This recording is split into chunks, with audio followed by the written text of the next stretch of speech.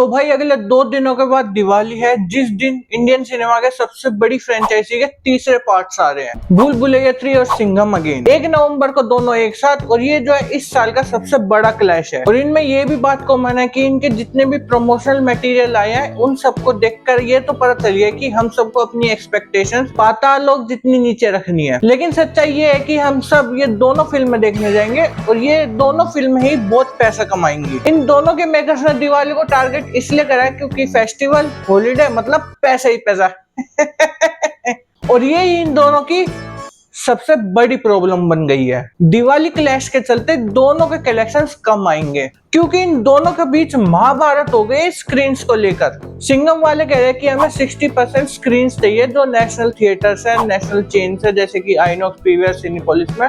और जो ए फिल्म्स जो कि भूल भुलैया 3 के डिस्ट्रीब्यूटर है, उन्होंने वादा करा इन सभी चेन्स को कि हम आपको एक पुष्पा 2 का बहुत बड़ा कटआउट देंगे अगर आप भूल भुलैया 3 के शोज ज्यादा लगाओगे तो, क्योंकि ए वाले ही डिस्ट्रीब्यूटर है पुष्पा 2 के। और इसी की वजह से आज हो गई है 29 तारीख एंड अभी तक इनकी प्रॉपर बुकिंग दोनों की खुली नहीं है। इनिशियल स्टेजेस पे बुकिंग खुली है, जैसे कि जो लोकल मल्टीप्लेक्सेज है, जो सिंगल स्क्रीन है, वहां पर जो है बुकिंग ओपन हो गई है, लेकिन नेशनल चैनल्स में अभी तक पूरी तरीके से बुकिंग नहीं खुली।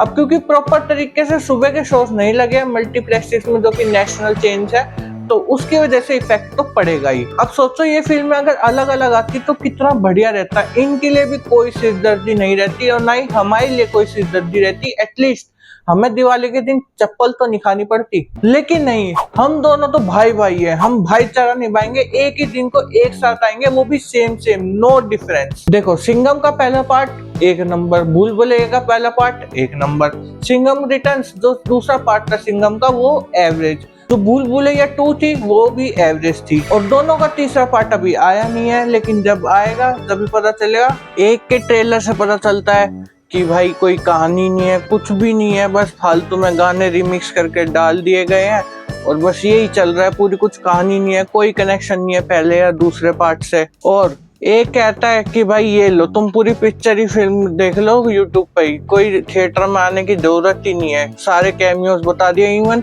सलमान खान का कैमियो भी बता दिया कि हमारी फिल्म में सलमान खान और चुलबुल पांडे आएंगे, वो भी बिग बॉस में आके। वाह, सिचुएशन को देखते हुए तो ऐसा ही लग रहा है कि ये दोनों जब आएंगी दोनों घटिया निकलेंगी, पर मैं इस चीज को नहीं मानता कि ये घटिया निकलेंगी, क्योंकि इनके जो प्रमोशनल मटेरियल्स में गाने आ रहे हैं और जो चीजें हमें देखने को मिल रही है और गाने भी जो सुनने को मिल रहे हैं, उसको देखकर तो ऐसा लग रहा है कि ये दोनों पकड़म पकड़ाई खेल रहे हैं कि उस स्क्रीन वाली दीवार को कौन छूकर जीतेगा।